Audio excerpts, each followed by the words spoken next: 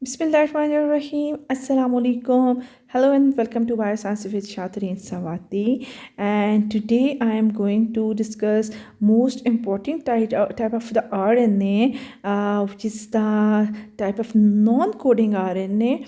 Do you have a concept of non-coding RNA and coding RNA? Yes, I will discuss in detail about the PVR interacting RNA, or this is also known as the pRNA.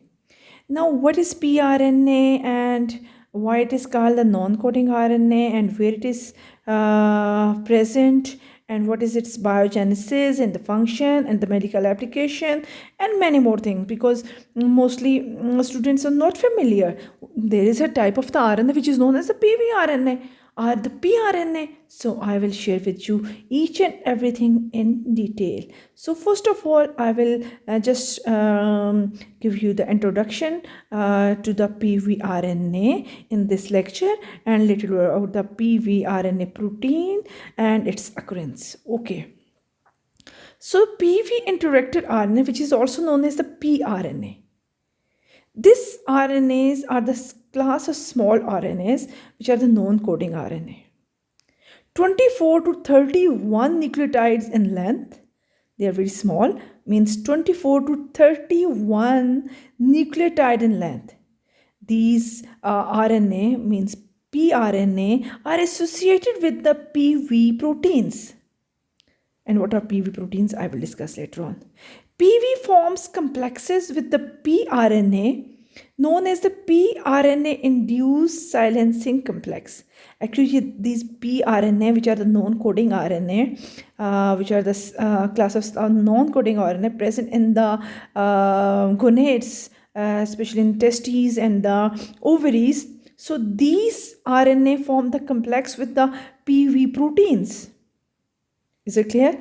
And the most important thing is that they possess 2O-methyl modification site at 3 terminus. As you can see here, they possess the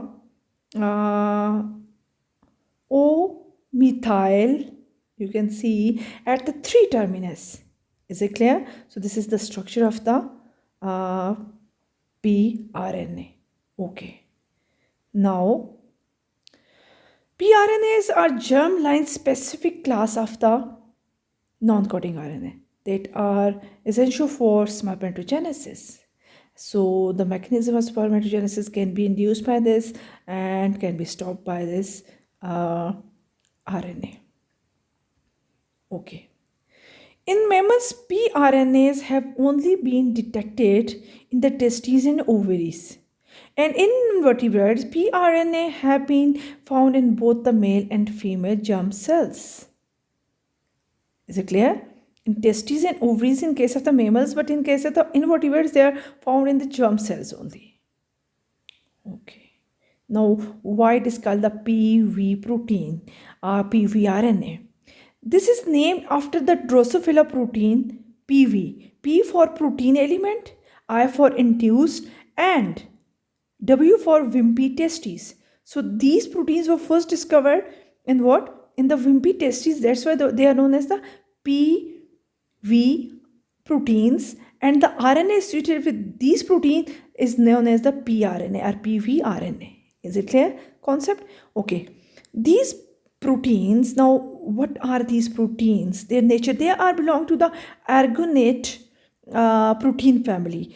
These proteins from the Arabidopsis thaliana, their nature, their you can say that their relationship, they are the part of the protein families which is found in the Arabidopsis thaliana. So that's why they are known as the argonate proteins too, PV proteins.